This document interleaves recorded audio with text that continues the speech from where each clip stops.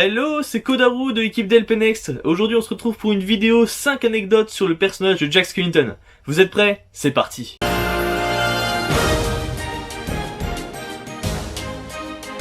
Allons-y pour la première anecdote. Saviez-vous que le personnage de Jack Skellington a été inspiré de deux personnages? Il a été inspiré dans un premier temps par Jack Pumpkinhead. C'est un personnage assez récurrent qu'on voit dans les films d'Oz. Son physique un peu d'épouvantail a inspiré justement le physique d'épouvantail de Jack Skellington. Et dans un second temps, le deuxième personnage est Jack O'Lantern. Donc c'est pas spécialement un personnage, c'est surtout une entité, un mythe. Jack O'Lantern est en fait tout simplement la tête des citrouilles qu'on fait à Halloween. Il est issu d'un conte irlandais et sa légende raconterait qu'il serait condamné à errer entre les morts et les vivants. D'ailleurs de là que viennent les expressions faciès de Jack Skellington. On passe à la deuxième anecdote. En parlant d'expression du visage de Jack Skellington, saviez-vous que son visage a été modelé plus de 400 fois? Tim Burton a voulu avoir le plus d'expressions possible pour son personnage principal. C'est parti pour la troisième anecdote. Alors, toujours sur le sujet de la tête de Jack Skellington, saviez-vous que Disney ont voulu lui incorporer des globes oculaires? Pour Disney, Jack était beaucoup trop effrayant.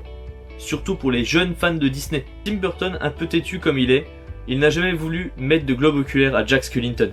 Disney ont tenté plusieurs négociations avec Tim Burton jusqu'au dernier moment de la sortie du film. Et là, c'est mal connaître Tim Burton, il n'a vraiment pas voulu changer le design de son personnage principal. C'est parti, on passe pour la quatrième anecdote, une très longue anecdote. On va parler des apparitions de Jack dans plusieurs films.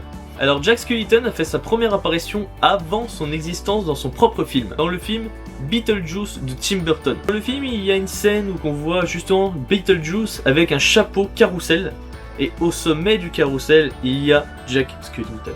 Il a fait une seconde apparition dans le film James et la pêche géante de Tim Burton aussi. Lors d'une scène où James découvre un bateau pirate, il aperçoit un squelette assis sur un fauteuil. Et sur le fauteuil, il n'est autre que Jack Skellington déguisé en capitaine de pirate. Enchaînons avec la troisième apparition de Jack.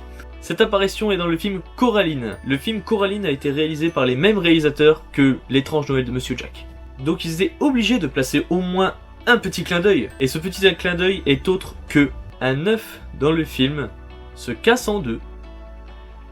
Et vous voyez dans le jaune d'œuf la tête de Jack Skellington. Celui-ci, il fallait vraiment le trouver.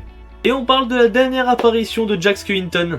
Cette fois-ci, on s'attaque à un classique Disney, La princesse et la grenouille. Et oui, Jack apparaît dans une des ombres du docteur.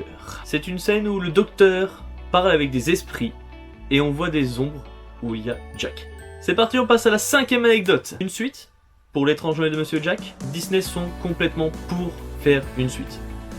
Hélas, Tim Burton, assez buté comme il est, il ne veut pas en faire une. Disney veut absolument faire une suite, surtout en rapport avec toutes les portes qui sont encore à ouvrir avec Jack Skellington, mais Tim Burton ne veut pas prendre le risque de changer complètement son personnage principal.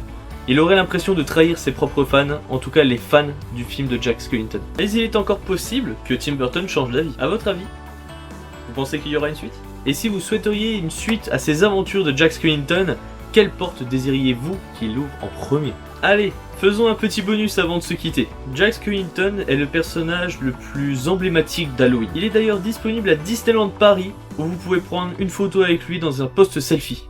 Et il arrive qu'aux États-Unis, le Haunted Mansion soit décoré en hommage à l'étrange Noël de Monsieur Jack. Si vous avez des idées de personnages que vous voulez apprendre plus d'anecdotes, je vous laisse du coup le mettre en commentaire. Allez, on se retrouve pour une prochaine vidéo. Salut les Disney fans!